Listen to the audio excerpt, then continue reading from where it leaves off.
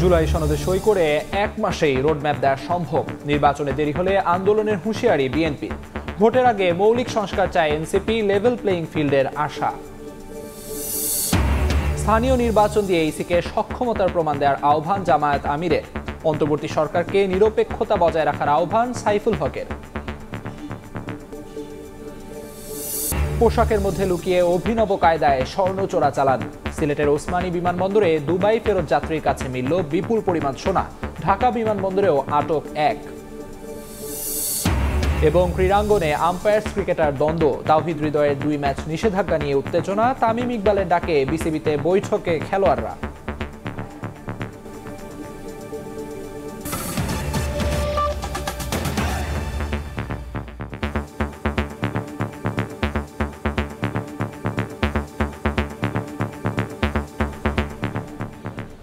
সময় সংবাদের সঙ্গে আছি আমি আমিরুল ইসলাম আলিফ।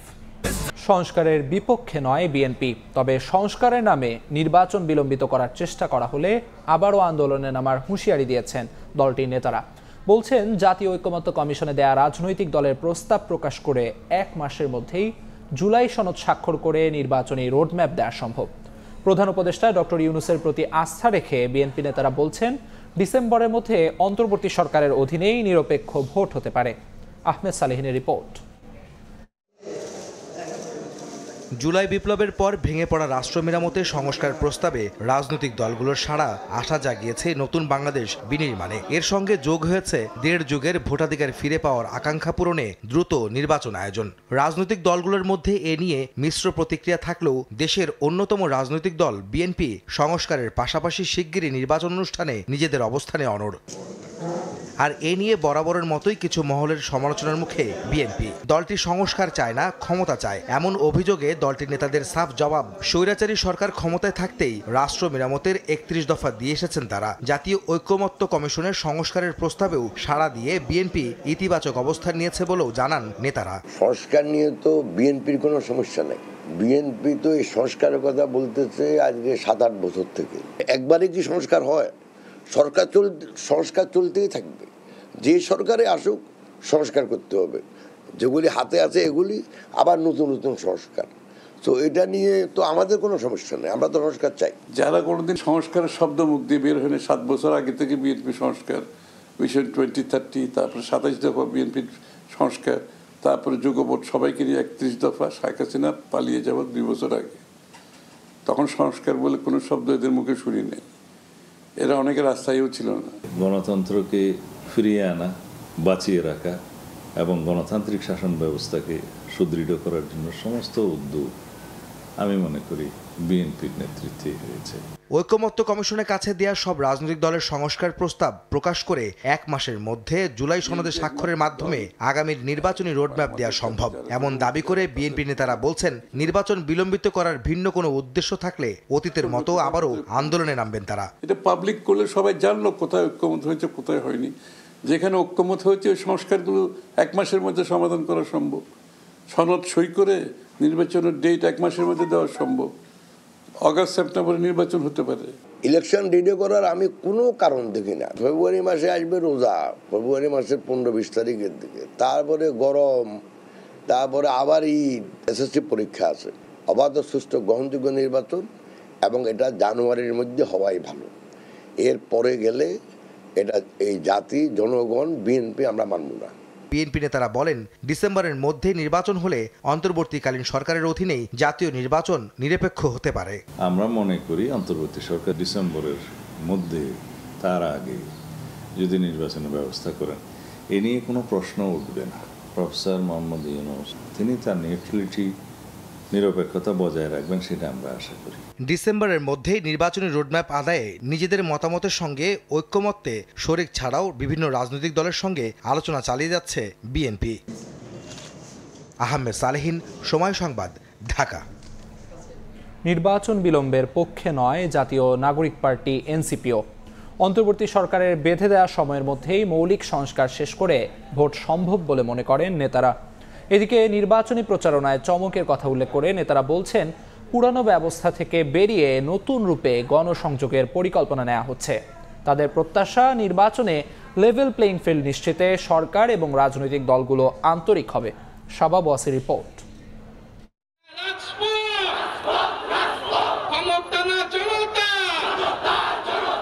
গণঅভ্যুত্থানে হাসিনা সরকারের পতনের 6.5 মাস পর নতুন রাজনৈতিক বন্দোবস্তের উদ্দেশ্যে 28 ফেব্রুয়ারি আত্মপ্রকাশে আসে গণঅভ্যুত্থানে নেতৃত্বে থাকা তরুণদের দল জাতীয় নাগরিক পার্টি। নির্বাচনের আগে মৌলিক সংস্কার ও আওয়ামী লীগের বিচারের দাবিতে অনড় দলটি। মৌলিক সংস্কার কথাটার মানে হচ্ছে আমাদের রাষ্ট্রের যে স্বৈরতান্ত্রিক ভিত্তি, এটাকে বিলোপ করে একটা গণতান্ত্রিক কাঠামো তৈরি করা, এটি হচ্ছে মৌলিক সংস্কারের মানে। বিচার বিভাগকে যেন রাজনীতিকরণ করতে না পারে। এক্সিকিউটিভ এবং লেজিসলেচার, আইন বিভাগ এবং নির্বাহী বিভাগ, এদের মধ্যে সেপারেশন। নির্বাহী বিভাগ আইন বিভাগকে নিয়ন্ত্রণ করতে পারবে না। প্রধানমন্ত্রী যাতে স্বৈরতান্ত্রিক না হয়ে উঠতে পারে সেজন্য যাতে দুইবারের পরে কেউ প্রধানমন্ত্রী না থাকে। মন্ত্রী পরিষদ শাসিত সরকার, অর্থাৎ মন্ত্রীরা হলো সিদ্ধান্ত নেবে।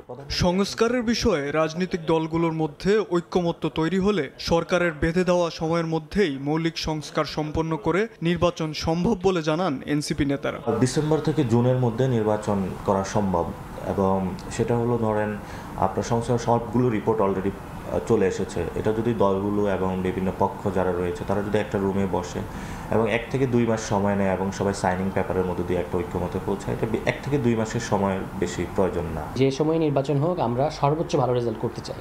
এবং পৃথিবীতে বিশেষত রিসেন্ট ইতিহাসে এরকম অনেকগুলো ঘটনা আছে, নতুন দল এসে এরকম একটা চমক সৃষ্টি করেছে। নির্বাচন অংশগ্রহণমূলক ও লেভেল প্লেইং ফিল্ড নিশ্চিত করতে নির্বাচন কমিশন ও রাজনৈতিক দলগুলির সদিচ্ছা প্রত্যাশা করে এনসিপি। পুরনো রীতি থেকে বেরিয়ে নতুন রূপে গণসংযোগের মাধ্যমে এনসিপির পক্ষে জনমত তৈরির পরিকল্পনা দলটির। ইলেকশন কমিশনের সাথে কথা বলেছিলাম, নির্বাচনের আচরণবিধিতে পরিবর্তন নিয়ে আসতে হবে এবং ক্যাম্পেইন যে বাজেট রয়েছে সেটা তো পরিবর্তন নিয়ে আসতে হবে, ফাইন্যান্সিয়াল। আর এগুলোতে পরিবর্তন আনার জন্য রাজনৈতিক দলগুলো তাদের মধ্যে কৃষ্টি কালচারগুলো পরিবর্তন করতে হবে। অলরেডি আমরা ঢাকায় কাজ শুরু করে দিয়েছি, লিফলেট বানানোর কাজ শুরু করে দিয়েছি, যে কেন আসলে সংস্কার প্রস্তাবনা চাচ্ছি, আপনার ভবিষ্যৎ কেন এখানে নিহিত। প্রয়োজনীয় সংস্কার না করে নির্বাচনে গেলে গণঅভ্যুত্থানের আকাঙ্ক্ষা ব্যর্থ হবে বলে মনে করেন এনসিপির এই শীর্ষ নেতা। শাবাব ওয়াসি, সময় সংবাদ, ঢাকা। স্থানীয় সরকার নির্বাচন দিয়ে ইসিকে সক্ষমতার প্রমাণ দেওয়ার আহ্বান জানালেন জামায়াতে ইসলামীর আমির ডাক্তার শফিকুর রহমান। বলেন, নির্বাচনে বিশেষ কোনো দলকে সুবিধা দিলে জনগণ তা মেনে নেবে না। ময়মনসিংহ দলীয় কর্মী সম্মেলনে প্রধান অতিথির বক্তব্যে একথা বলেন তিনি।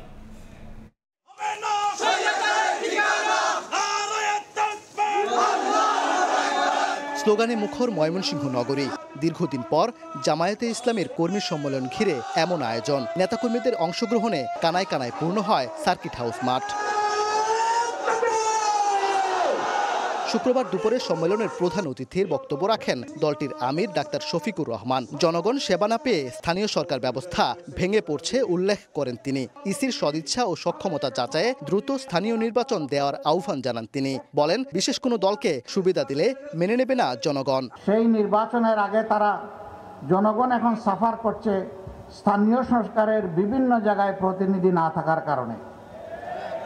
স্থানীয় সরকার নির্বাচনটা দিন, আমরা দেখি আপনাদের সদিচ্ছা এবং সক্ষমতা কতটুকু।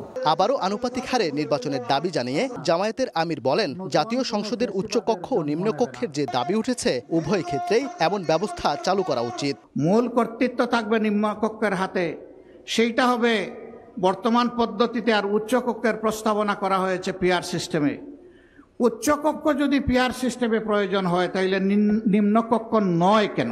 নারী সংস্কার কমিশনের সুপারিশে কিছু জায়গায় কুরআন ও সুন্নাহর খেলাপ করা হয়েছে দাবি করে তা বাতিলের আহ্বান জানান জামায়াতের আমির। কোনো বিশেষ দল গোষ্ঠীকে সুবিধা দেওয়ার কোনো ধরনের সুপারিশ আমরা মানব না। ওবায়দুল হক, সময় সংবাদ, ময়মনসিংহ। চট্টগ্রামের ঐতিহ্যবাহী জব্বারের বলি খেলার 116তম আসর চলছে। এই মুহূর্তে নগরীর লাল দিঘির মাঠে আছেন রিপোর্টার শফিকুল আলম। সরাসরি যাচ্ছি তার কাছে। এই মুহূর্তে চলছে চট্টগ্রামের ঐতিহাসিক আব্দুল জব্বারের বলি খেলা প্রায় শেষের পথে, প্রায় কোয়ার্টার ফাইনাল যেটিকে বলা হচ্ছে। আর 2-3 জন বলি কিন্তু সেই খেলায় অংশ নেবেন।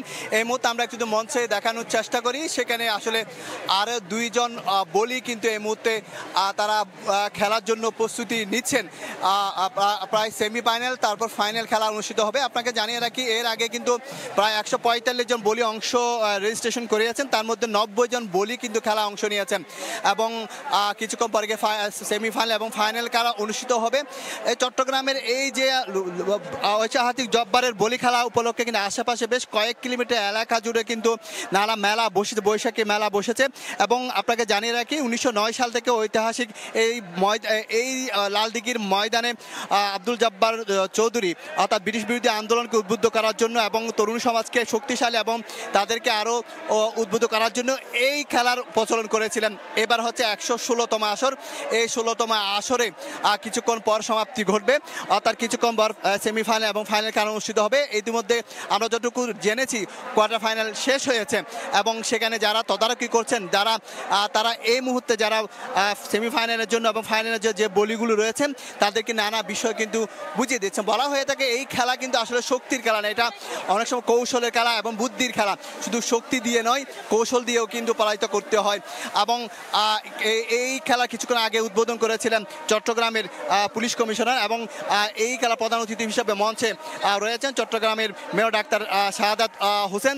এবং আমরা সাধারণ মানুষ সবাই কিন্তু মুখিয়ে আছে ঐতিহাসিক সে জব্বারের বলি খেলা যে সেমিফাইনাল এবং ফাইনাল খেলা দিয়ে দেখার জন্য। গতবারে কিন্তু এই খেলা কিন্তু চ্যাম্পিয়ন ছিলেন বাঘা শরীফ যেটি কুমিল্লা থেকে এবং রানার্স আপ ছিলেন রাশেদ। এইবারও কিন্তু রাশেদ বলি এসেছেন এবং যে বাঘা শরীফ তারা দুজনে এসেছেন। তো যে জমজমার যে খেলার আসর সেটির জন্য আমরা অপেক্ষায় আছি। এই মুহূর্তে কিছুক্ষণ পর কিন্তু সেমিফাইনাল শুরু হবে, তারপর হচ্ছে ফাইনাল। আমরা এই মুহূর্তে দেখতে পাচ্ছি আরও দুইজন বলিকে আমরা দেখতে পাচ্ছি যারা প্রস্তুতি নিচ্ছেন খেলার জন্য এবং যারা সেই খেলা তদারকি করছেন তারা কিন্তু সেই বলিদেরকে নানা কৌশল নানা কসরত শিখিয়ে দিচ্ছেন। এই যে খেলার জন্য প্রতি বছর যে জব্বারের বলি খেলা হয়ে থাকে, এই জব্বারের বলি খেলার জন্য কিন্তু যে বলিরা দীর্ঘ 1 বছর ধরে অপেক্ষা থাকেন এবং তারা নিজেদের মধ্যে যে কৌশল অনুশীলন সেগুলো দীর্ঘদিন ধরে তারা করে থাকেন। কারণ এইটি হচ্ছে এই জব্বারের বলি খেলা ছোটোখাটো কোনো খেলা নেই, এটা ঐতিহাসিকভাবে অনেক বিশাল কর্মযজ্ঞ। কারণ এই খেলাকে ঘিরে আশেপাশে প্রায় 1 কিলোমিটার এলাকা জুড়ে কিন্তু বিভিন্ন বৈশাখী মেলা বসে এবং কিছুক্ষণ আগে পুলিশ কমিশনার পক্ষ থেকে বলা হয়েছিল আসলে এই যারা দোকানিরা আসে দেশে দূর দূরান্ত থেকে তারা যেন কোনো ধরনের সংকটে না পড়ে এবং কোনো ধরনের চাঁদাবাজি না হয় সেটির তিনি হুঁশিয়ারি উচ্চারণ করেছিলেন পুলিশ কমিশনার। তো এই মুহূর্তে মঞ্চে যে সিটি মেয়র রয়েছেন তিনি কিছুক্ষণ পর যে জয়ী হবেন এবং রানার্স আপ তাদের হাতে কিন্তু যারা চ্যাম্পিয়ন হবেন এবং রানার্স আপ হবেন তাদের হাতে পুরস্কার তুলে দিবেন। এবং পেছনে আমরা দেখতে পাচ্ছি বিভিন্ন নাগরদোলা, সর্বস্তরের মানুষের ভিড় এবং মাঠ পেরিয়ে আশেপাশে যে দেয়াল রয়েছে সেই দেয়ালে কিন্তু মানুষের উৎসুক মানুষের ভিড় আমরা দেখতে পাচ্ছি।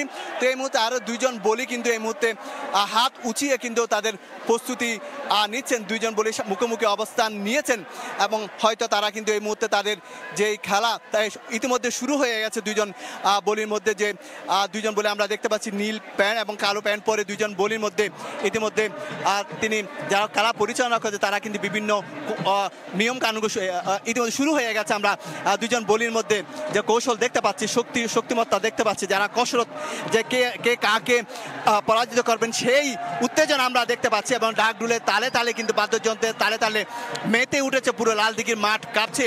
বলিদের যে বাঁশ এবং বালু দিয়ে যে মঞ্চ তৈরি করা হয়েছে, কারণ যারা সেমিফাইনাল এবং ফাইনাল খেলে তাদের খেলা খুব সহজে কিন্তু শেষ হয় না, কারণ তারা অনেক দক্ষ অনেক কৌশলী। সেজন্য কিন্তু গতবারে যে চ্যাম্পিয়ন বাঘা শরীফ এবং রানার্স আপ রাশেদ তারাও এসেছেন। এই মুহূর্তে সম্ভবত এটি বলা হচ্ছে এটিকে সেমিফাইনাল বলা হচ্ছে। এখানে যে দুজনকে আমরা দেখতে পাচ্ছি মঞ্চে তারা কিন্তু রয়েছে, তাদের দুইজনের যে বলির যে কসরত আমরা দেখতে পাচ্ছি এবং যে বুদ্ধিমত্তা, এটা শুধু শক্তির খেলা না, এটা বুদ্ধি দিয়েও কৌশলে কিন্তু এ বলি খেলতে হয়, কারণ এটা অনুশীলনের বিষয়। কারণ বলিদেরকে বিভিন্ন জায়গায় যে গ্রাম্য যে ঐতিহ্য বলি খেলা বিভিন্ন জায়গায় তারা কিন্তু গিয়ে এই যে তারা এই বলি খেলাগুলি খেলে থাকেন। বিশেষ করে চট্টগ্রামের এই জড়িয়ে রয়েছে এই বলি খেলা। শুধু বলি খেলার মূল উদ্দেশ্য যে আব্দুল জব্বার চৌধুরী যে তরুণ সমাজকে এবং তরুণদেরকে শক্তিশালী করার জন্য উদ্বুদ্ধ করার জন্য ব্রিটিশদের সাথে লড়াই করার জন্য যে মেসেজ তিনি যে বার্তা দিয়েছেন সেই বার্তাকে বহন করার জন্য কিন্তু দীর্ঘদিন ধরে এই আব্দুল জব্বারের বলি খেলা চট্টগ্রাম ঐতিহাসিক লালদিঘির মাঠে হয়ে থাকে।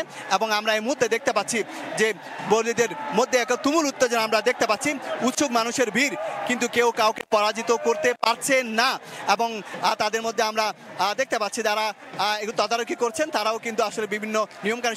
এই মুহূর্তে আমরা দেখতে পেরেছি যে কালো প্যান্ট পরে যে ছিলেন তাকে পরাজিত করেছে নীল প্যান্ট পরে যে একজন বলিকে আমরা দেখতে পাচ্ছি হাত উঁচিয়ে তাকে যে জয়ী ঘোষণা করা, সম্ভবত সেই ফাইনালে খেলবে এই যে একা হাত উঁচিয়ে। তো সব কিছু মিলিয়ে যেটি বলা যায় কিছুক্ষণ পর যখন ফাইনাল খেলা হবে সেখানে আরও উত্তেজনা বাড়বে, কারণ যে যারা ফাইনালের চ্যাম্পিয়ন হবে, যারা রানার্স আপ হবে, তাদের সেই খেলাটির দেখার জন্য মানুষ উৎসুক হয়ে মুখিয়ে আছে, এবং সেটির যারা চ্যাম্পিয়ন হবে তাদেরকে পুরস্কার তুলে দেবেন সিনেমা ডাক্তার সাদাত হোসেন। তো এই ছিল আমার কাছে চট্টগ্রামের লালদিঘির মাঠ থেকে ঐতিহাসিক জব্বর বলি খেলার সর্বশেষ তথ্য।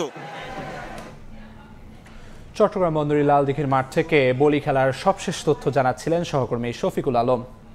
চলচ্চিত্র থেকে নিরাপদ সড়ক আন্দোলনের পর এবার সরাসরি রাজনীতিতে নামলেন চিত্রনায়ক ইলিয়াস কাঞ্চন।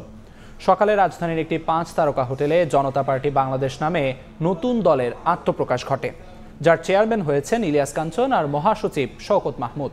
দলটির স্লোগান গর্ব মোরা ইনসাফের দেশ। নতুন দলের আত্মপ্রকাশের পর সাধারণ মানুষের জন্য কাজ করার ঘোষণা দেন ইলিয়াস কাঞ্চন। 5 আগস্টের পর বাংলাদেশে প্রায় 2 ডজনের বেশি নতুন রাজনৈতিক দলের আত্মপ্রকাশ ঘটে, যার সবশেষ সংযোজন জনতা পার্টি বাংলাদেশ। শুক্রবার সকালে রাজধানীর একটি 5 তারকা হোটেলে নতুন এই দলের নাম ঘোষণা করেন চিত্রনায়ক ইলিয়াস কাঞ্চন। এ সময় জুলাই আন্দোলনে নিহত ও আহত ব্যক্তিরা ছাড়াও বিভিন্ন শ্রেণী পেশার মানুষ অংশ নেন। আমরা নিজেদেরকে জনতা পার্টি বাংলাদেশের মহাসচিব হিসেবে নাম ঘোষণা করা হয় জাতীয় প্রেস ক্লাবের সাবেক সভাপতি শওকত মাহমুদের। নতুন দলটির মূল স্লোগান গর্ব মোরা ইনসাফের দেশ। জীবনের যাপনে তীব্র বৈষম্য। অনুষ্ঠানে দলের ইশতেহার ও ঘোষণাপত্র পাঠ করেন দলটির মহাসচিব শওকত মাহমুদ। বলেন, বাংলাদেশের স্বার্থে জাতীয় ঐক্যের জন্যই এই দল কাজ করবে। এ সময় নতুন দলে যোগদানের বিষয়ে নিজের ব্যাখ্যা তুলে ধরেন শওকত মাহমুদ। আমি নতুন দল করেছি কারণ আমাদের ভেতরে কতগুলো উপলব্ধি আছে, সেই উপলব্ধির সঙ্গে হয়তো বিএনপির খানিকটা দূরত্ব থাকতে পারে, কিন্তু বাংলাদেশি জাতীয়তাবাদ, আল্লাহর প্রতি অবিচল আস্থা, এগুলোর ক্ষেত্রে আমাদের কোনো দূরত্ব নেই। হয়তো কৌশলের ক্ষেত্রে আমাদের পার্থক্য আছে। কোনো রাজনৈতিক সুবিধা আদায়ের জন্য আমরা নির্বাচনটি দল গঠন করিনি। জনতা পার্টি বাংলাদেশের আত্মপ্রকাশ অনুষ্ঠানে এক পর্যায়ে দলের সংক্ষিপ্ত কমিটির নাম ঘোষণা করেন চেয়ারম্যান ইলিয়াস কাঞ্চন। বাংলাদেশ স্বাধীন হয়েছে, কিন্তু 32 বছরে নিরাপদ সড়ক চাই কিন্তু বাস্তবায়ন হয়নি। নিরাপদ সড়ক চাইয়ের সঙ্গে যুক্ত থেকে যেভাবে সততার সঙ্গে এদেশের মানুষের জন্য কাজ করেছি, ঠিক তেমনিভাবে আমি এই রাজনৈতিক দলের সঙ্গে যুক্ত হয়ে এদেশের জন্য সততার সঙ্গে আমি কাজ করতে চাই। তিনি বলেন, রাজনৈতিক দল হিসেবে সাধারণ মানুষের জন্য কাজ করবে জনতা পার্টি বাংলাদেশ। এর আগে বহু বছর ধরে নিরাপদ সড়ক আন্দোলনে যুক্ত ছিলেন ইলিয়াস কাঞ্চন। তানভীর হাসান মেঘ, সময় সংবাদ, ঢাকা। সরকারের নিরপেক্ষতা নিয়ে প্রশ্ন উঠলে আগামী জাতীয় সংসদ নির্বাচন নিয়েও প্রশ্ন উঠবে বলে মন্তব্য করেছেন বাংলাদেশের বিপ্লবী ওয়ার্কার্স পার্টির সাধারণ সম্পাদক সাইফুল হক। সকালে রাজধানীর ইঞ্জিনিয়ারিং ইনস্টিটিউশনে দলটির সাংগঠনিক সম্মেলনে তিনি বলেন, অনির্বাচিত সরকার দীর্ঘদিন থাকলে বহুমাত্রিক বিপদ হতে পারে। সরকারের সদিচ্ছা থাকলে আগামী ডিসেম্বরের মধ্যেই নির্বাচন সম্ভব বলেও মন্তব্য করেন তিনি। সাইফুল হক বলেন, কোনো পরাশক্তির কাছে বাংলাদেশ যেন প্রত্যক্ষ বা পরোক্ষভাবে ঝুঁকে না পড়ে, সেদিকেও লক্ষ্য রাখা জরুরি। তাদের পক্ষে কথা বলবার জন্য অবস্থান এবং সবাই এই চা এবং অনির্বাচিত সরকার বর্তমান পরিস্থিতিতে দেশের যে বহুমাত্রিক সংকট কোনোভাবে সেটাকে সমাধান করতে পারবে না। সেজন্য আমরা বিচার চাই, আমরা সংস্কারের গতি ত্বরান্বিত করতে চাই, সংস্কার চাই। পাশাপাশি 16 বছর ধরে মানুষ যে নির্বাচনের জন্য অপেক্ষা করছে, সেই নির্বাচনের মধ্য দিয়ে একটা গণতান্ত্রিক সরকার হবে, দায়বদ্ধ সরকার হবে, এবং যে সরকার আমি মনে করি মানুষের পপুলার ম্যান্ডেট নিয়ে আমাদের জনগণের যে সকল সংকটে তারা উদ্যোগ গ্রহণ করবেন। জুলাই গণহত্যার বিচার ও আওয়ামী লীগ নিষিদ্ধের দাবিতে রাজধানীতে বিক্ষোভ সমাবেশ করছে বিভিন্ন সংগঠন। এই মুহূর্তে শাহবাগে আছেন জুম্মান সাদিক জ্যাভলিন, সরাসরি যাচ্ছি তার কাছে।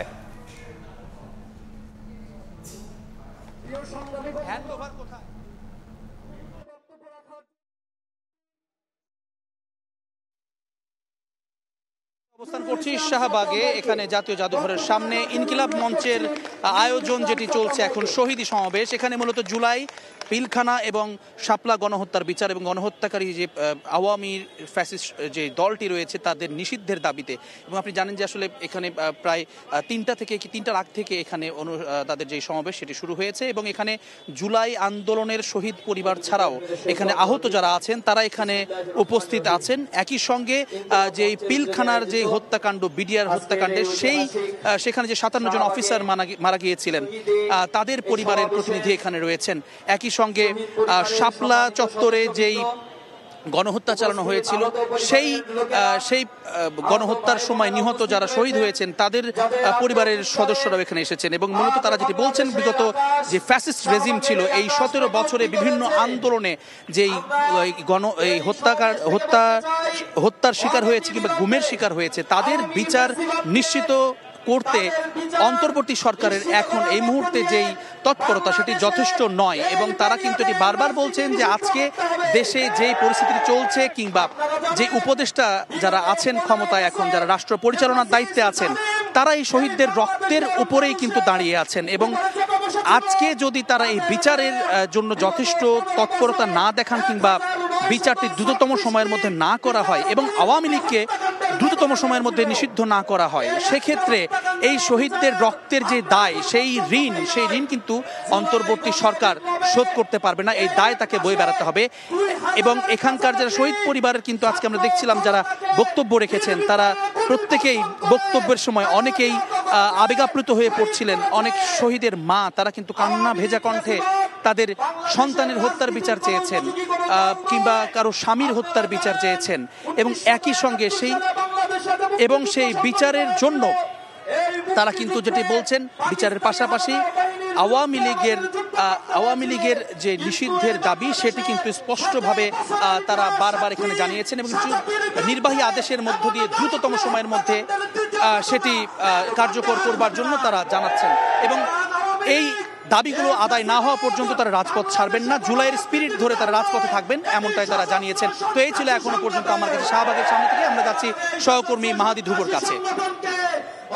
বিচার এবং তাদের রাজনৈতিক দলের যে কার্যক্রম সেটি নিষিদ্ধ সহ যে রাষ্ট্র সংস্কার এর পাশাপাশি এই যে গণপরিষদ নির্বাচন সেই নির্বাচনের দাবিতে কিন্তু আজকে রাজধানীর গুলশানের যে বিভাগটি রয়েছে সেই বিভাগের বিভিন্ন থানার নেতাকর্মীরা কিন্তু এই বাড্ডা লিংক রোড যে সড়কটি রয়েছে ঠিক সেই সড়কে কিন্তু অবস্থান কর্মসূচি পালন করছে এবং তারা বিক্ষোভ সমাবেশ করছে। এই মুহূর্তে তারা এই সমাবেশ থেকে যে বিষয়টি আসলে বারবার করে বলছেন যে এই জুলাই গণ অভ্যুত্থানে যারা নিহত হয়েছেন যারা শহীদ হয়েছেন তাদের গণহত্যা এবং নির্যাতন নিপীড়ন বিগত 15 বছর যে নির্যাতন নিপীড়নের শিকার হয়েছে সাধারণ মানুষ তাদের যে আওয়ামী লীগ যে নির্যাতন নিপীড়নের করেছে তাদের আসলে বিচারের দাবি বারবার কিন্তু এখানে উঠে আসলো এবং বাংলাদেশের কোনো প্রকার যে এই যে আওয়ামী লীগের রাজনীতি সেই রাজনীতি যেন কোনোভাবেই যেন করতে না পারে সেই বিষয়টি কিন্তু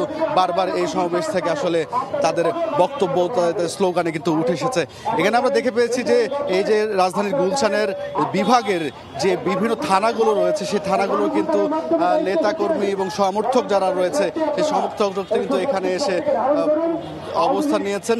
এই আজকের যে তাদের কর্মসূচি সেই কর্মসূচি থেকে তাদের একটি বিষয় ডাক দিয়েছে যে রাষ্ট্র সংস্কার শেষে যেন গণপরিষদ নির্বাচন হয় এবং যারা আসলে আওয়ামী লীগকে সুযোগ করে দিচ্ছে রাজনীতি করতে বা এই যে অন্তর্বর্তী সরকারে থাকা অবস্থায় আসলে যেভাবে তাদেরকে একটা সুযোগ করে দিচ্ছে তাদেরকে যেন কোনোভাবেই সুযোগ না দেওয়া হয় সেই বিষয়টি কিন্তু এই বারবার থেকে হুঁশিয়ারি আসছে।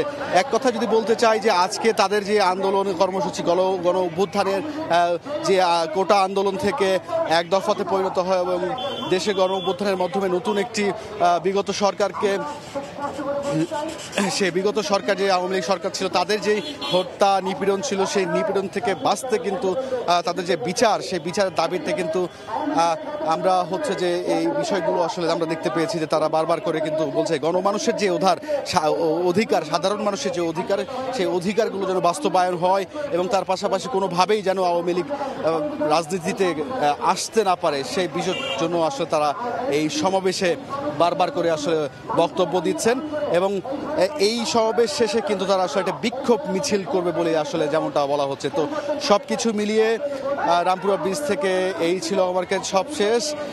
আমরা সরাসরি চলে যাব এখন আরিফিনের কাছে, সেখানে আছেন, সেখানকার পরিস্থিতি কি সেটি আমরা জানার চেষ্টা করব। রাজধানীর বছিলায় জুলাই গণঅভ্যুত্থানে আওয়ামী ফ্যাসিস্টদের যেই গণহত্যা চালানো হয়েছিল সেটার বিচারের দাবিতে আজকে বছিলায় গণ অধিকার পরিষদের নেতৃত্বে কেন্দ্রীয় সভাপতি নূরের প্রধান অতিথি হিসেবে আজকে এখানে অবস্থান করছেন এবং আজকে সেই ব্যানারে আজকে গণসমাবেশ চলছে এবং গণ অধিকার পরিষদের প্রধান বক্তা হিসেবে যারা আজকে বক্তব্য রাখবেন কিছুক্ষণের মধ্যেই কেন এই আওয়ামী জুলাই গণঅভ্যুত্থানের সময় আওয়ামী ফ্যাসিস্টরা যেভাবে সাধারণ মানুষের উপর নির্বিচারে হত্যা চালিয়েছে একের পর এক এবং যে বর্বরতা দেখিয়েছে সাধারণ একটা কোটা আন্দোলনকে কেন্দ্র করে এবং সেই অবস্থান থেকে যেই একটা বর্বরচিত হামলা পুরো দেশ জুড়ে চালানো হয়েছিল জুলাইয়ের সময় এবং অনেকগুলো হত্যার কোনো বিচার এখন পর্যন্ত হয়নি এবং সেই বিচারের সম্পূর্ণ বিচারগুলো এখনো সম্পূর্ণভাবে প্রকাশিত না হওয়ার পরেও কেন তাই সামনে নির্বাচনে আওয়ামী লীগকে এখনো কেন প্রকাশিত করা হবে, কেন আওয়ামী লীগকে নির্বাচনে অংশ নিতে দেওয়া হবে সেটার বিচারের দাবিতে এবং আওয়ামী লীগ নিষিদ্ধের দাবিতে আজকে গণসমাবেশ করা হচ্ছে এবং এই গণসমাবেশে সকল মানুষ একত্রিত হয়েছেন যারা জুলাই গণঅভ্যুত্থানে এই বর্বরতার শিকার হয়েছিলেন, সেসব নির্যাতিত মানুষেরা রয়েছেন, যারা আহত হয়েছিলেন তারা রয়েছেন, গণ অধিকার পরিষদের সভাপতি নূর রয়েছেন, তিনি আজকে কিছুক্ষণের মধ্যে বক্তব্য রাখবেন। কেন আওয়ামী লীগকে এখনো নির্বাচনে অংশগ্রহণ করতে দেওয়া হবে সেই জায়গাটিতে তারা বারবার প্রশ্নবিদ্ধ করছেন, সেই জায়গাটিকে বারবার তারা প্রশ্ন করছেন এবং আওয়ামী লীগ যে গণহত্যা চালিয়েছিল সেটার বিচার প্রক্রিয়া এখনো কেন সম্পন্ন হয়নি বারবার তারা সেই প্রশ্নটি করছেন এবং গণ অধিকার পরিষদের বিভিন্ন বক্তারা এখন বক্তব্য রাখছেন। সাধারণ মানুষেরা তাদের ক্ষোভ জানিয়েছেন যে কেন তাদেরকে যে জুলাই গণঅভ্যুত্থানে বারবার বিচারের জুলাই গণঅভ্যুত্থানে তাদের যে বর্বরচিত হামলা চালানো হয়েছিল সেটিকে এখনো বিচার প্রক্রিয়া কেন সম্পন্ন করা হয়নি, সম্পূর্ণ তালিকা প্রকাশ করা হয়নি এবং তাদেরকে কেন সামনে নির্বাচনে অংশগ্রহণ করতে দেওয়া হবে সেই প্রশ্নটি বারবার তারা করছেন। কিছুক্ষণের মধ্যেই গণ অধিকার পরিষদের সভাপতি বিপি নূর এবং প্রধান বক্তা জনাব মোহাম্মদ রাশেদ খান বক্তব্য রাখবেন, আমরা সেটি জানতে পেরেছি এবং জুলাই গণঅভ্যুত্থানে যারা আহত হয়েছিলেন, যারা বুলেটের আঘাতে বিদ্ধ হয়েছিলেন তারা এখন পর্যন্ত সেই প্রশ্নটি বারবার করছেন। আমরা রাজধানী বছিলা বাসস্ট্যান্ড থেকে গণ অধিকার পরিষদের ব্যানারে আওয়ামী লীগ নিষিদ্ধের দাবিতে এটাকে শেষ জানতে পেরেছি। এই ছিল আমার কাছে এখান থেকে সর্বশেষ। জুলাই গণহত্যার বিচার এবং আওয়ামী লীগ নিষিদ্ধের দাবিতে রাজধানী জুড়ে চলা সমাবেশের সবশেষ জানাচ্ছিলেন জুম্মান সাদিক জ্যাভলিন, রায়দুল ইসলাম শুভ এবং ফারদিন মাঝহার। সময় সংবাদে আরও থাকছে বিশেষ অভিযানের ঘোষণা দিয়ে দক্ষিণ সিটির ডেঙ্গু সচেতনতা র্যালি, মশক নিধনে নেই উল্লেখযোগ্য তৎপরতা, জুনের আগে এডিসের প্রজননস্থল ধ্বংসের প্রতিশ্রুতি।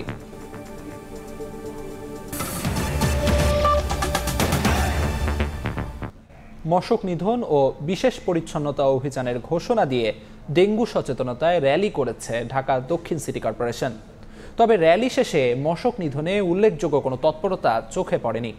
এদিকে জুনের আগেই এডিসের প্রজননস্থল ধ্বংসের প্রতিশ্রুতি দিয়েছেন ডিএসসিসি প্রশাসক।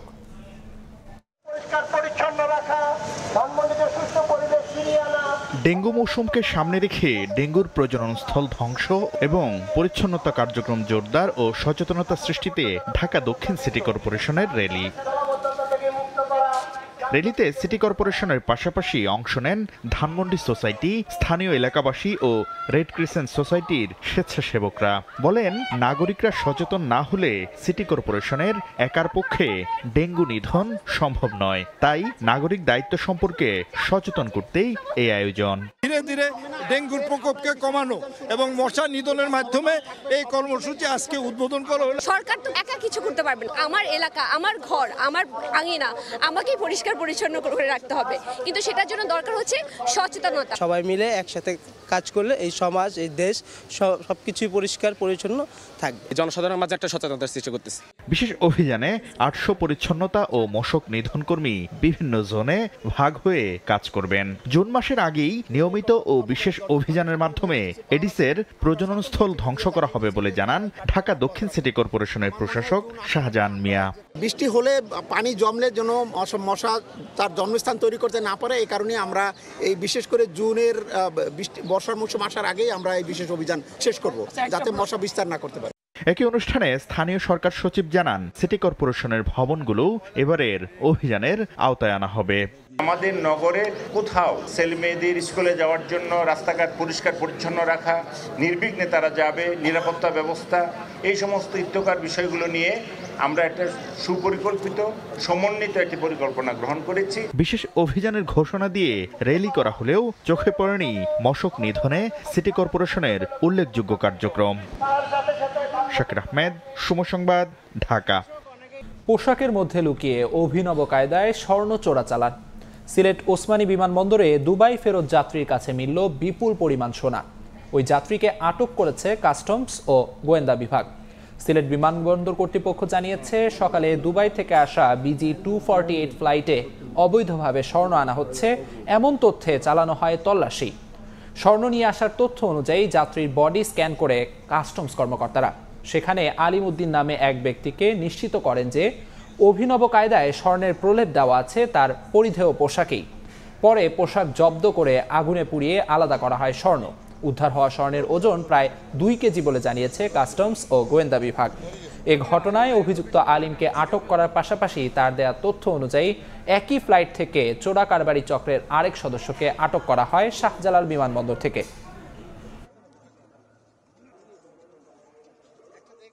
বিমান থেকে নিয়ে আসা হয়, নামাই নিয়ে এসে তার জামা কাপড় কিভাবে আমরা দেখলাম, আপনাদের সামনেই আমরা এটা পুরালাম। আপনারা দেখলেন যে আকরিক বেরিয়েছে, স্বর্ণের আকরিক। স্বর্ণকারের একটু দোকানে নিয়ে যাবো, একটা কমিটি গঠন করা হয়েছে। তারা টোটালি ওখান থেকে এখানে করা সম্ভব না বলে জানাইছে, আমরা সেখানে পাঠাচ্ছি। সেখান থেকে প্রকৃত পরিমাণ কতটুক সেটা আমরা জানতে পারবো। এর আগে যে 15 কেজি স্বর্ণ ধরা হয়েছিল, এরই সূত্র ধরে ওইটা বেস করা হয়েছে। এটা পলিসিটা এবার চেঞ্জ করে এবার এভাবে নিয়ে আসছে। শুরু হয়েছে 1446 হিজরির হজ মৌসুম। গোটা বিশ্ব থেকে পবিত্র হজ পালনে সৌদি আরব ছুটবেন মুসল্লিরা। বাংলাদেশ থেকে হজের প্রথম ফ্লাইট আগামী 29 এপ্রিল। হজ যাত্রীদের স্বাগত জানাতে প্রস্তুত হজ ক্যাম্প। এবার যাত্রা সহজ করতে বেশ কিছু পদক্ষেপ নিয়েছে সরকার। যাত্রীদের বহন করতে হবে না নগদ টাকা, এজন্য সবাইকে দেয়া হবে একটি করে ডেবিট কার্ড। বিস্তারিত মুফতি আব্দুল্লাহ তামিমের রিপোর্টে। হজ মুসলমানদের অত্যন্ত গুরুত্বপূর্ণ একটি ফরজ ইবাদত। প্রতি বছর হজ পালনের উদ্দেশ্যে লাখ লাখ মুসলিম সারা বিশ্ব থেকে সৌদি আরবে গমন করেন। এবছর বাংলাদেশ থেকে প্রায় 87,000 মুসলিম হজ পালনের উদ্দেশ্যে সৌদি আরবে যাবেন। তাদের মধ্য থেকে সরকারি মাধ্যমে 5,200 জন এবং বেসরকারি মাধ্যমে 81,900 জন বাংলাদেশের হজ যাত্রা শুরু করবেন। আমাদের বিগত বছর সময়ে যে সমস্ত সমস্যাগুলো ছিল সেইগুলোকে আমাদের পূর্বেই চিহ্নিত করা আছে, সেইগুলো যাতে এবছরে আর না থাকে সেজন্য আমরা পদক্ষেপ নিয়েছি। এবারের হজ যাত্রা নির্বিঘ্ন করতে বেশ কিছু উদ্যোগ নিয়েছে বাংলাদেশ সরকার। আশকোনা হজ ক্যাম্প, মক্কা ও মদিনায় স্থাপন করা হয়েছে হজ ম্যানেজমেন্ট সেন্টার। এছাড়া তাৎক্ষণিক সেবার জন্য হাজিদের হজ বিডি অ্যাপটি ব্যবহার করতে বলা হয়েছে। অ্যাপটি বাংলা ভাষায় রিয়েল টাইম নির্দেশনা ও সহায়তা দেবে। হারিয়ে গেলে একটি বাটনের চাপে খোঁজ মিলবে হজ যাত্রীর। আসছে হজ যাত্রায় যাত্রীদের নগদ অর্থ বহন করতে হবে না, এজন্য সবাইকে দেয়া হবে একটি করে ডেবিট কার্ড। চলতি বছরে হজ যাত্রীদের স্বল্প মূল্যে রোমিং সুবিধাও দেবে সরকার। চাঁদ দেখা সাপেক্ষে আগামী 5 জুন পবিত্র হজ অনুষ্ঠিত হওয়ার সম্ভাবনা রয়েছে। মুফতি আব্দুল্লাহ তামিম, সময় সংবাদ, আশকোনা হজ ক্যাম্প, ঢাকা। বিভাগীয় সময় আরও থাকছে। তুমুল উত্তেজনার মধ্যে কাশ্মীর সীমান্তে ভারত পাকিস্তান সেনাদের গোলাগুলি, মোদী সরকারের পদক্ষেপে বিরোধীদের সমর্থন। দিল্লির পাশে ওয়াশিংটন।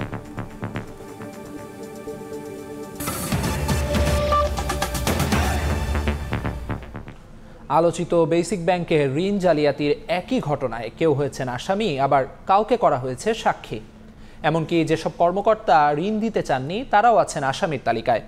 এমন সব পর্যালোচনা তুলে ধরে 2015 সালে রাজধানীর পল্টন থানায় করা একটি মামলা আবার তদন্তের জন্য দুদকে ফেরত পাঠিয়েছেন ঢাকার বিশেষ জজ আদালত। আইনজীবীরা বলছেন, মন গড়া চার্জশিটের কারণে কঠিন হয়ে পড়বে ন্যায় বিচার নিশ্চিত করা। আর দুদক সংস্কার কমিশন প্রধান বলছেন, উদ্দেশ্যমূলকভাবে মামলা দুর্বল করার দায়ে দুদকের কার্যক্রমেরই তদন্ত করা উচিত। তদন্তকারী কর্মকর্তা সিএস এর মধ্যে শুধু চেয়ারম্যানের নামটা দিয়ে দিয়েছে। এই ধরনের যে অফেন্সেসগুলি থাকে সেগুলো তো হচ্ছে আপনার ডকুমেন্টেড অফেন্স। এটা উদ্দেশ্যমূলকভাবে এটা করা হয়েছে। বেসিক ব্যাংক দেশের ব্যাংক খাতের এক সমালোচিত নাম। এই ব্যাংকের কয়েক হাজার কোটি টাকা ঋণ জালিয়াতির ঘটনায় ঢাকা ও চট্টগ্রামে মামলা হয়েছে 50টির বেশি। তারই একটি হয় 2015 সালে পল্টন থানায়, যেখানে আসামি করা হয় 18 জনকে। 7 বছরের তদন্ত শেষে 2022 সালে চার্জশিট দেয় দুদক। এরপর এজাহার চার্জশিট আনুষঙ্গিক নথি পর্যালোচনা করে গেল 3 ফেব্রুয়ারি আরও তদন্তের জন্য তা ফের দুদকে পাঠিয়ে দেন ঢাকার বিশেষ জজ আদালত 1, যেখানে অসঙ্গতি হিসেবে তুলে ধরা হয়েছে বোর্ড সভায় সর্বসম্মতি ক্রমে ঋণ প্রস্তাব অনুমোদন করা হলেও চার্জশিটে শুধু চেয়ারম্যান ও ব্যবস্থাপনা পরিচালক সহ 2-3 জনকে আসামি করা হয়েছে। বোর্ডের বাইরে যেসব কর্মকর্তা ঋণ দিতে চাননি তাদেরও আসামি করা হয়েছে। মানা হয়নি basic bank credit policy guideline. একই অভিযোগে কাউকে করা হয়েছে আসামি, আবার কেউ হয়েছেন সাক্ষী। সেম কাজ করে পরিচালনা পরিষদের সবাই যদি সাক্ষী হয় তাহলে চেয়ারম্যানও সাক্ষী হবে। এখানে ওনাকে সাক্ষী না করে ওনারা আসামি করছে। সুপ্রিম কোর্টের এই আইনজীবীর মতে, ব্যাংকে সমস্ত তথ্য প্রমাণ থাকার পরও মন গড়া চার্জশিট মামলাকে শুধু দুর্বলই করেনি, প্রশ্নের মুখে ফেলেছে দুদকের সক্ষমতাকে। এই ইনভেস্টিগেশন এতদিনও বা কেন লাগবে? একটা অর্থ যদি দুর্নীতির মাধ্যমে আত্মসাৎ হয়ে থাকে, সেই অর্থকে ট্র্যাক করা, ট্রেস করা, কারা কারা এখানে ইনভলভ ছিল, সব তো ডকুমেন্টেশনের। দুদক সংস্কার কমিশন প্রধান বলছেন, বেসিক ব্যাংকের মামলাগুলো যে ইচ্ছাকৃতভাবে দুর্বল করা হয়েছে এটা তারই প্রমাণ। সঠিক ঘটনা সামনে আনতে এই ব্যাংক সংশ্লিষ্ট দুদকের পুরো কার্যক্রমেরই তদন্ত হওয়া উচিত বলে মনে করেন তিনি। দুদক যে উদ্দেশ্যমূলকভাবে এটা করেছে মামলাটাকে দুর্বল করার জন্য, সেটারই একটা দৃষ্টান্ত। আমি মনে করি যে বেসিক ব্যাংকের ঘটনাটাকে নিয়ে শুরু থেকে যা ঘটেছে তৎকালীন দুদকের হাতে, সেটার কারণে সেটার প্রেক্ষিতে উচিত হচ্ছে যে তৎকালীন দুদকের নেতৃত্বে যারা ছিল তাদেরকে জবাব দিতে হয়। তা না, আগামী 4 জুন নতুন তদন্ত রিপোর্ট জমা দিতে বলেছেন আদালত। কামরুল হাসান সবুজ, সময় সংবাদ, ঢাকা। সপ্তাহ ব্যবধানে রাজধানীর বাজারে 3 থেকে 4 টাকা বেড়েছে খোলা সয়াবিন ও সুপার পাম অয়েলের দাম, আর কেজিতে 10 টাকা বেড়েছে আমদানি করা রসুনের। এদিকে আগের চড়া দামে বিক্রি হচ্ছে পেঁয়াজ। স্বস্তি নেই শাকসবজির বাজারেও, বেশিরভাগই 60 থেকে 100 টাকার ঘরে। তবে কমতির দিকে রয়েছে ব্রয়লার মুরগির দর। রাজধানীর নিত্যপণ্যের বাজারে স্বাভাবিক হয়েছে ভোজ্য তেলের সরবরাহ। সরকার নির্ধারিত দামে বিক্রি হচ্ছে বোতলজাত সয়াবিন তেল ও ক্যানোলা। তবে হঠাৎ করে খোলা সয়াবিন ও সুপার পাম অয়েলের দাম বেড়েছে লিটারে 3 থেকে 4 টাকা। দর ওঠানামার বাজারে বিক্রেতারা একে স্বাভাবিক দেখলেও বিপরীত প্রতিক্রিয়া ক্রেতার। বিশেষ করে সুপার বা সয়াবিন জাতীয় যে তেলগুলো, এগুলো প্রতি লিটার প্রতি আপনার 2 থেকে 3 টাকা করে বৃদ্ধি পেয়েছে। খোলা তেলটা হয় কি অনেক ক্ষেত্রে 2 টাকা 3 টাকা বাজার থেকে কাস্টমার থেকে কিনে তার ডিফারেন্স থাকে রেট, কারণ বাজার 5 টাকা কম, মহল্লা আরও 5 টাকা বেশি। গিরগিটি আছে না, ওই গিরগিটিতে দিনের মধ্যে একবার রং চেঞ্জ করে, আর আমরা দিনের মধ্যে 12 বার রং চেঞ্জ করি। এদিকে রমজানের স্বস্তি থাকলেও আবারও চড়তে শুরু করেছে সবজির বাজার। পটল ও ঢেঁড়স ছাড়া বেশিরভাগ সবজি কিনতে গুনতে হচ্ছে 60 থেকে 100 টাকা পর্যন্ত। আমদানি করা রসুনের দাম বেড়েছে কেজিতে 8 থেকে 10 টাকা। তবে উচ্চমূল্যের বাজারে স্থির পেঁয়াজের দাম। গ্রামের বাড়িতে একটা লাউ 15 থেকে সর্বোচ্চ 15 টাকা বিক্রি হয়, পেঁপে সর্বোচ্চ 10 থেকে 15 টাকা বিক্রি হয়। সেটা এখন ঢাকাতে এসে আমাদের কিনতে হচ্ছে পেঁপে 60 টাকা, একটা লাউ 70 থেকে 80 টাকা। বর্তমানে একটা লাউ 60 থেকে 70 টাকা পিস, পেঁপে 60 থেকে 70 টাকা কেজি। 50 বা 50-এর ভিতরে 2টা আইটেম আছে। আড়তে যাবেন, এখানে যে দামটা হয় এখানে তার কাঁচা বাজার পার কেজিতে 30-40 টাকা বেশি। এত ডিস্টেন্স কেন? মন্দের ভালো এক ব্রয়লার মুরগি সপ্তাহ ব্যবধানে 5 টাকা কমে রাজধানীর কারওয়ান বাজারে বিক্রি হচ্ছে 160 থেকে 165 টাকা কেজিতে। মুরগির দাম কমে আছে, কিন্তু এখন পাবলিকের লগে বার্গেনিং করা লাগে না। যে দাম আছে এই দাম হলে মনে করেন মানুষ খাইয়া শান্তি পাইতেছে। মুরগির জন্য একটু শান্তি পাচ্ছে, আসলে একটু দাম কম। ব্রয়লারের স্বস্তি মিললেও ক্রেতার অভিযোগ চড়া মাছের বাজার। ফরহাদুর রহমান, সময় সংবাদ, ঢাকা। সাগর উত্তাল, কিন্তু সাপ্তাহিক ছুটির দিনে সৈকত শহর কক্সবাজারে বেড়েছে ভ্রমণ পিপাসুর ঢল। নোনা জলে ঢেউয়ের বাঁধা ডিঙিয়ে মেতেছেন আনন্দ উচ্ছ্বাসে। তবে অন্য সময়ের তুলনায় পর্যটকদের সংখ্যা কম বলে দাবি স্থানীয় ব্যবসায়ীদের। বলছেন, সাপ্তাহিক ছুটির দিন ছাড়া কক্সবাজারে কমেছে পর্যটকের সমাগম। ঢেউয়ের বাঁধা ডিঙিয়ে সমুদ্র স্নানে মেতেছেন ভ্রমণ পিপাসুরা। নোনা জলে কেউ করছেন সমুদ্র স্নান, কেউ বা গা ভাসিয়েছেন টিউবে, অনেকে আবার জেটস্কিতে চড়ে উপভোগ করছেন সমুদ্র। সাপ্তাহিক ছুটির দিনে এভাবে আনন্দ উচ্ছ্বাসে মাতোয়ারা ভ্রমণ পিপাসুরা। প্রিয়জনের সাথে এসেছে, ভালো লাগছে ছুটি নিয়ে, সাগরটা উত্তাল, ভালোই লাগছে। সাগর পার যে আসলে একটা মজার এবং একটা অনুভূতির জায়গা, এই কক্সবাজার আসলে আসলে বোঝা যায়। আসছি, ঘুরতেছি, এখানে অনেক ভালো লাগতেছে সাগর পাড়ে আইসা। কক্সবাজারে পর্যটকের আগমন বাড়লে চাঙ্গা থাকে ব্যবসাও, কিন্তু সমুদ্র পাড়ের ব্যবসায়ীরা বলছেন শুক্র শনিবার ছাড়া কমেছে দর্শনার্থীদের সমাগম। সাপ্তাহিক মাঝামাঝি সময় আমাদের পর্যটক একদম না বললে চলে, তার মধ্যে সমুদ্র উত্তাল থাকার কারণে আমাদের ব্যবসা পরিস্থিতি একটুকুই। লাইফগার্ড সংস্থার কর্মীরা জানান, বৈরী আবহাওয়ায় পর্যটকদের সমুদ্র স্নান নিরাপদ করতে সবসময় প্রস্তুত তারা। আমরা চেষ্টা করছি আমাদের লাইফগার্ড এরিয়া এবং লাইফগার্ড এরিয়ার বাইরে যারা পানিতে গোসল করছে তাদেরকে 100% অবজারভেশনে রেখে বিপদের সম্মুখীন হওয়ার আগে সতর্ক করা, যাতে তাদেরকে আমরা সুস্থভাবে সমুদ্র সৈকত উপভোগ করার সুযোগ করে দিই। কক্সবাজার সমুদ্র সৈকতের লাবণী, সুগন্ধা ও কলাতুলি পয়েন্টে নিয়োজিত আছেন 15 জন লাইফগার্ড কর্মী।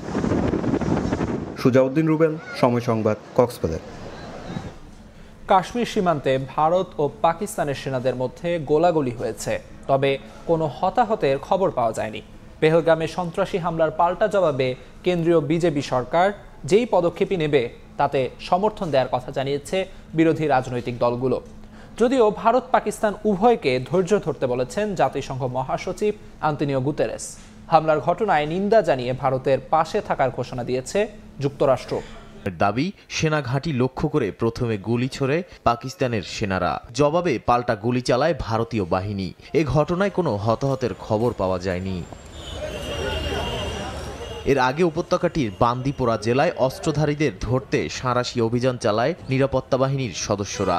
এ সময় তাদের মধ্যেও গুলি বিনিময় হয়। পর্যটকদের উপর হামলার সঙ্গে জড়িত সন্দেহে শুক্রবার সকালে 2 সন্দেহভাজন সন্ত্রাসীর বাড়ি ভেঙে ফেলে কাশ্মীর প্রশাসন। পরবর্তী করণীয় ঠিক করতে বৃহস্পতিবার রাতে সর্বদলীয় বৈঠকে বসে ভারতের রাজনৈতিক দলগুলো। পার্লামেন্টে চলা বৈঠকে মোদির বিজেপি ছাড়াও উপস্থিত ছিল কংগ্রেস, সমাজবাদী পার্টি, আম আদমি পার্টি, আরজেডি ও শিবসেনা সহ বিভিন্ন রাজনৈতিক দলের নেতারা। এ সময় সন্ত্রাসী হামলার পাল্টা জবাবে কেন্দ্রীয় বিজেপি সরকার যেই পদক্ষেপ নেবে তাতে সমর্থন দেওয়ার কথা জানায় বিরোধী রাজনীতিবিদরা। পাশাপাশি হামলার কড়া সমালোচনা করে ভয়ঙ্কর জবাবের হুঁশিয়ারি দেন নরেন্দ্র মোদি। যদিও ভারত পাকিস্তান উভয়কে ধৈর্য ধরতে বলেছেন জাতিসংঘ মহাসচিব। হামলার ঘটনার নিন্দা জানিয়ে ভারতের পাশে থাকার ঘোষণা দিয়েছে যুক্তরাষ্ট্র। পেহেলগামে হামলায় 26 জন নিহতের ঘটনায় 2 দেশের সম্পর্ক তলানিতে ঠেকেছে। সীমান্ত বন্ধ, সিন্ধু পানি চুক্তি স্থগিত, কূটনীতিকদের বহিষ্কার সহ বেশ কিছু পদক্ষেপ নেয় মোদি প্রশাসন। নয়াদিল্লির এসব পদক্ষেপের পাল্টা জবাবও দেয় ইসলামাবাদ। জাতীয় নিরাপত্তা কমিটির বৈঠক শেষে ভারতের সঙ্গে সব ধরনের বাণিজ্য বন্ধের পাশাপাশি আকাশসীমা ব্যবহার নিষিদ্ধের ঘোষণা দেয় পাকিস্তান। এছাড়া ওয়াঘা সীমান্ত বন্ধ, সার্ক ভিসা বাতিল করে 48 ঘন্টার মধ্যে ভারতীয়দের পাকিস্তান ছাড়ার নির্দেশ দেওয়া হয়। নাদিম মারজান, সময় সংবাদ। খেলার খবর। ঢাকা প্রিমিয়ার লিগে আম্পায়ারিং ইস্যু ও তাওহিদ হৃদয়কে পুনরায় এক ইকবালের ডাকে বিসিবিতে একত্রিত হয়েছেন বিভিন্ন ক্লাবের ক্রিকেটাররা। এই মুহূর্তে মিরপুরে আছেন সহকর্মী মাহবুব রিমন, সরাসরি যাচ্ছি তার কাছে। সকাল গড়িয়ে দুপুর, দুপুর গড়িয়ে বিকেল, বিকেল গড়িয়ে সন্ধ্যা হতে চললো, কিন্তু সেই তাওহিদ হৃদয়ের যে ইস্যু, সেই ইস্যুর কিন্তু এখন পর্যন্ত জবনিকাপাত ঘটলো না। কিছুক্ষণ আগে আমরা দেখেছি যে অন্য যে ক্রিকেটাররা রয়েছেন তারা বের হয়ে গেছেন, কিন্তু এখনও ভেতরে তামিম ইকবাল খান এবং তাওহিদ হৃদয় তারা কিন্তু রয়ে গেছেন এবং তাদের যে দাবি আগামীকালকের যে ম্যাচটা গাজীপুর ক্রিকেটার্সের বিপক্ষে, সেই ম্যাচে তাওহিদ হৃদয়কে খেলতে দিতে হবে। তবে এখন পর্যন্ত মোহামেডানের কিন্তু আজ অনুশীলন ছিল বিকেল 3টার সময়, তারা সেই অনুশীলনও করেনি। সব মিলিয়ে যে গুমোট আবহাওয়া, সকাল থেকে আমরা খবর দিচ্ছিলাম, সেই গুমোট আবহাওয়া সে এখন পর্যন্ত কিন্তু কাটেনি। বিসিবির সভাপতি রয়েছেন ফারুক আহমেদ, দীর্ঘ সময় বৈঠক করছেন। 2:15 নাগাদ তিনি ঢুকেছেন। এরপর আমরা দেখেছি ক্রিকেট সার্চের চেয়ারম্যান নাজমুল আবেদিন ফাহিম, আম্পায়ার্স কমিটির চেয়ারম্যান, যিনি মিডিয়া কমিটিরও চেয়ারম্যান ইফতেখার মিঠু, তারাও কিন্তু সবাই চলে এসেছেন। তবে ওই যে বলছিলাম যে এই সিদ্ধান্তের যে সমাধান, সেই সমাধান হয়নি। একটু দর্শকদের জানিয়ে রাখতে চাই, একটু পেছনের দিকে ফিরতে চাই। ঢাকা প্রিমিয়ার লিগের যে বিগ ম্যাচ আবাহনী এবং মোহামেডান, সেই ম্যাচে আম্পায়ারের একটি সিদ্ধান্ত নিয়ে কিন্তু মাঠেই তাওহিদ হৃদয় সরাসরি তিনি সেই সিদ্ধান্ত নিয়ে কিছুটা নাখোশ হন। পরবর্তীতে গণমাধ্যমে, অর্থাৎ ম্যাচ শেষে গণমাধ্যমে কিন্তু তিনি আম্পায়ারদেরকে নিয়ে নেতিবাচক মন্তব্য করেন, যার প্রেক্ষিতে তাকে 7টা ডিমেরিট পয়েন্ট দেওয়া হয়েছিল, 2টো ম্যাচ নিষিদ্ধ করা হয়েছিল। পরবর্তীতে টুর্নামেন্ট চলাকালীনই বাইলুজে পরিবর্তন এনে সেই 2 ম্যাচকে 1 ম্যাচ পরিবর্তন, 1 ম্যাচে নিষেধাজ্ঞা করা হয় এবং অগ্রণী ব্যাংকের বিপক্ষে পরের ম্যাচটা তাওহিদ হৃদয় খেলেনও, কিন্তু এরপরই সমালোচনা ভিন্ন মাত্রা পায় এবং চারিদিক থেকে সেই সমালোচনার জেরে কিন্তু তাওহিদ হৃদয়ের যে নিষেধাজ্ঞা সেটি বলবৎ রাখা হয় এবং এরপরই কিন্তু মূল দাবিটা অর্থাৎ পরবর্তী যে ম্যাচটা, সেই ম্যাচটা তাওহিদ হৃদয় খেলতে পারবেন কিনা। এখনও আসলে মিটিং চলছে, মিটিং শেষে হয়তো বিসিবির সভাপতি কথা বলবেন কিংবা ক্রিকেটাররা কথা বলবেন, তারপরেই হয়তো আমরা জানতে পারবো এই ইস্যুর আদৌ সমাপ্তি হয়েছে কিনা। এই ছিল আমার কাছে ক্রিকেটার এবং বোর্ড কর্তাদের তাওহিদ হৃদয় ইস্যুতে মিটিংয়ের সবশেষ আপডেট। মিরপুর থেকে সবশেষ জানাচ্ছিলেন সহকর্মী মাহবুব রিমন। ম্যারাথনের শিরোনাম বিউটিফুল বাংলাদেশ দৌড়ালেন প্রায় 700 মানুষ, যাদের মধ্যে ছিলেন নানা দেশের কূটনীতিক থেকে শুরু করে রাজধানীর সাধারণ বাসিন্দা। আয়োজক aviation and tourism journalist forum of Bangladesh বলছে, দেশের সম্ভাবনাময় পর্যটন খাতকে আন্তর্জাতিক অঙ্গনে তুলে ধরাই ছিল এ আয়োজনের লক্ষ্য। বিভিন্ন দেশের রাষ্ট্রদূত থেকে শুরু করে রাজধানীর সাধারণ বাসিন্দা, ভোরের আলো ফোটার আগেই হাতিরঝিলে যেন নানা শ্রেণী পেশার মানুষের মিলন মেলা। রাজধানীর ফুসফুস হিসেবে পরিচিত স্থানটিতে কয়েকশো মানুষের এই জমায়েতের উদ্দেশ্য বিউটিফুল বাংলাদেশ। বিউটিফুল বাংলাদেশ শিরোনামে ম্যারাথনে অংশ নেয়া। ভোর 6টায় যেটি শুরু হয়ে প্রদক্ষিণ করে হাতিরঝিলের পুলিশ প্লাজা, রামপুরা, মধুবাগ ও তেজগাঁও অংশ। একটু করে হলেও হাঁটাহাঁটি, দৌড়াদৌড়ি এগুলো দরকার আছে। আর এছাড়া বাচ্চাদের সাথে নিয়ে করতে পারলে বাচ্চারাও অনুপ্রাণিত হবে, অভ্যস্ত হবে। তাদের স্বাস্থ্যের জন্য, যেটা আমাদের জন্য আমরা করতে পারিনি, ওরা নিশ্চয়ই এইসবে উদ্বুদ্ধ হবে, এই জন্যই নিয়ে আসা আর কি। আমার এই দৌড় ছোটকাল থেকে অনেক ভালো লাগে, সেই জন্য আমি দৌড়াদৌড়ির পেছনে আছি। প্রায় 700 মানুষের অংশগ্রহণে এই ম্যারাথনের আয়োজক aviation tour and tourism journalist forum of Bangladesh. অংশ নেয় বেসামরিক বিমান চলাচল কর্তৃপক্ষ, বাংলাদেশ ট্যুরিজম বোর্ডের প্রতিনিধি সহ ঢাকায় নিযুক্ত প্রায় 10টি দেশের রাষ্ট্রদূত ও কূটনীতিকরা। ছিলেন দেশ বিদেশের এভিয়েশন ও পর্যটন খাত সংশ্লিষ্ট কর্মী ও পেশাদার দৌড়বিদরাও। Highlighting the right values, health and fitness, as well as unity and camaraderie, which I think are the hallmarks of the vibrant soul of Bangladesh. এখানে আসলে অনেক ধরনের মানুষের সাথে পরিচয় হয়, তো আমার অনেক ধরনের নতুন নতুন মানুষের সাথে মিশতে ভালো লাগে। আসলে ঢাকা শহরে তো আমরা বন্দি এক প্রকার, এবং খুব বেশি সুযোগও হয় না, একা একা হাঁটা দৌড়ানোর খুব একটা সুযোগও হয় না। নাগরিক ব্যস্ততার মাঝে এমন আয়োজনের ধারাবাহিকতা ধরে রাখার পাশাপাশি অংশগ্রহণকারীদের চাওয়া ভবিষ্যতে আন্তর্জাতিক মানের ম্যারাথন আয়োজন হবে বাংলাদেশেই। দেশের সম্ভাবনাময় পর্যটন খাতকে আন্তর্জাতিক অঙ্গনে তুলে ধরতেই এমন উদ্যোগের কথা জানালেন আয়োজকরা। আমরা আশা করি এর মাধ্যমে বাংলাদেশের পর্যটন এর ব্র্যান্ডিং হবে। বাংলাদেশের পর্যটনকে আমাদের সবার ডোমেস্টিক এবং ইন্টারন্যাশনাল এরিনাতে যাতে আমরা প্রমোট করতে পারি। ম্যারাথনে বিজয়ীদের পাশাপাশি অংশগ্রহণকারীদের নিয়ে হয় র্যাফেল ড্র, দেয়া হয় পুরস্কার। পরে আগামী ডিসেম্বরে শীতকালীন ম্যারাথন আয়োজনের ঘোষণা দেয় আয়োজকরা। আল আমিন তুষার, সময় সংবাদ, ঢাকা। এ পর্যায়ে শীর্ষ সংবাদগুলো জানিয়ে দিচ্ছি আরেকবার। জুলাই সনদে সই করে 1 মাসেই রোডম্যাপ দেওয়া সম্ভব, নির্বাচনে দেরি হলে আন্দোলনের হুঁশিয়ারি বিএনপির। ভোটের আগে মৌলিক সংস্কার চায় এনসিপি, লেভেল প্লেইং ফিল্ডের আশা। জুলাই গণহত্যার বিচার ও আওয়ামী লীগ নিষিদ্ধের দাবিতে রাজধানীতে বিক্ষোভ সমাবেশ। দোষীদের সাজা না দেওয়া হলে রক্তের দায় বয়ে বেড়াতে হবে অন্তর্বর্তী সরকারকে, বললেন সার্জিস। এবং পোশাকের মধ্যে লুকিয়ে অভিনব কায়দায় স্বর্ণ চোরাচালানের চেষ্টা। সিলেট ওসমানী বিমানবন্দরে দুবাই ফেরত যাত্রীর কাছে মিলল বিপুল পরিমাণ সোনা। ঢাকা বিমানবন্দরেও আটক এক।